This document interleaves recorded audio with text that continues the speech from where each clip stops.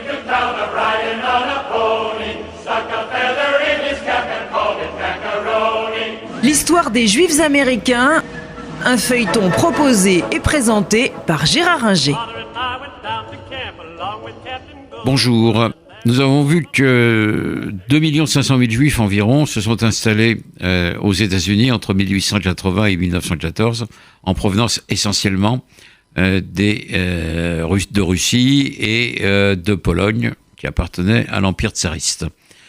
À partir de 1914, et en raison de la guerre en Europe, cette immigration va connaître un frein. Mais les Juifs américains, eux, vont connaître aussi quelques difficultés parce que l'antisémitisme est présent aussi aux États-Unis, même s'il est beaucoup moins que dans l'Europe, notamment dans l'Europe orientale. Les Juifs vont progresser, on l'a vu, ils vont connaître une ascension sociale. On a vu qu'il y avait un ministre du Commerce sous Theodore Roosevelt et Taft qui était juif. En 1916, le président Wilson va nommer Brandeis juge à la Cour suprême. Ce sera le premier juif juge à la Cour suprême. Brandeis est un avocat compétent, talentueux, qui est proche de Wilson, qui lutte contre les monopoles et qui va marquer de son empreinte la Cour suprême pendant des années, jusqu'à sa mort, 20 ans après. Et on va avoir une nouvelle méthode juridique grâce à Brandeis pour apprécier les cas en prenant en compte non seulement les aspects juridiques, mais les aspects économiques et sociaux des cas qui sont étudiés par la Cour suprême. Cette ascension n'empêche pas, ou provoque même, un antisémitisme réel.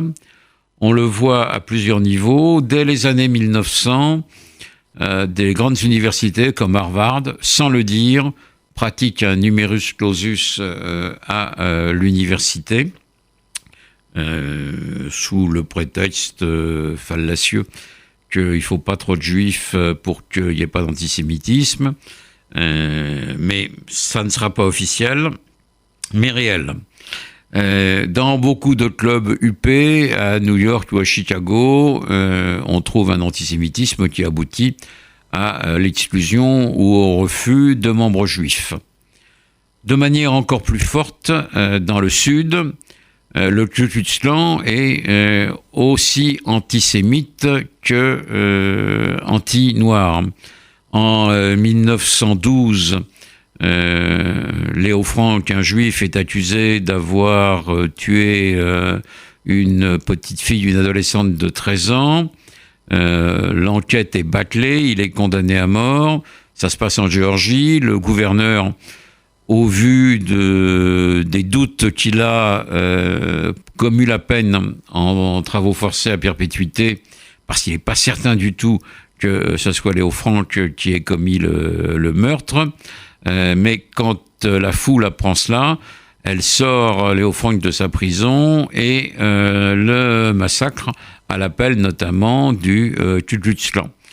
Et cet événement va provoquer en 1913 la naissance de l'ADL, Anti-Defamation League, qui va lutter contre l'antisémitisme et toutes les formes de racisme aux États-Unis.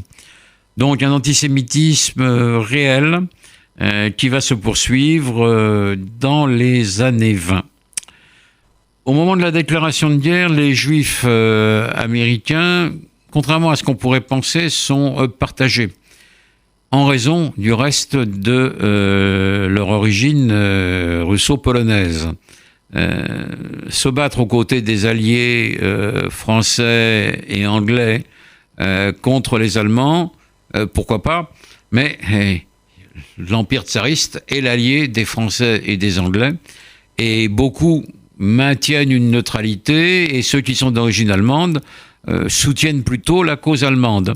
Et donc, contrairement à ce qu'on peut croire, quand Wilson déclare la guerre à l'Empire allemand. Les Juifs ne sont pas tous enthousiastes devant cette décision, mais ce sont des citoyens loyaux à l'égard de leur pays, et donc il n'y aura pas de problème particulier. La guerre va entraîner un mouvement de solidarité important à l'égard des populations juives. D'abord, à l'égard des populations juives de Turquie. Les États-Unis entrent en guerre contre l'Allemagne et l'Autriche, mais pas contre la Turquie. Ce qui fait qu'il y a toujours un ambassadeur à Constantinople, qui est un ambassadeur pendant la plus grande partie de la guerre, juif, qui s'appelle Morgenthau. Et il voit la situation très difficile des Juifs de Palestine, et les Américains juifs vont se mobiliser en faveur de la population juive de Palestine en lui apportant une aide et des secours. C'est à cette époque que se crée le Joint, l'American Jewish Distribution Committee, donc appelé Joint, parce qu'il regroupe l'ensemble des organisations juives américaines pour aider les Juifs de Palestine et puis les Juifs d'Europe de l'Est victimes de la guerre, des pogroms et des troubles de l'après-guerre. Il va y avoir une aide importante, donc, à ce moment-là, à l'égard des Juifs polonais et russes victimes de la révolution bolchevique d'un côté, et surtout des exactions des Russes blancs de l'autre, sans parler de la guerre russo-polonaise où l'on massacrera les Juifs allègrement d'un côté comme de l'autre, et là surtout du côté polonais. Cette guerre a lieu en 1920-21, et c'est une époque qui va devenir difficile pour les Juifs, parce que c'est à ce moment-là que va commencer à être mise en place une restriction importante à l'immigration dès 1921, et surtout en 1924 avec le Johnson Act, qui est une loi qui va limiter considérablement l'immigration. Les Américains trouvent qu'il y a trop d'immigrants venant d'Europe du Sud. Ça vise essentiellement les Italiens, un peu les Grecs, et d'Europe de l'Est.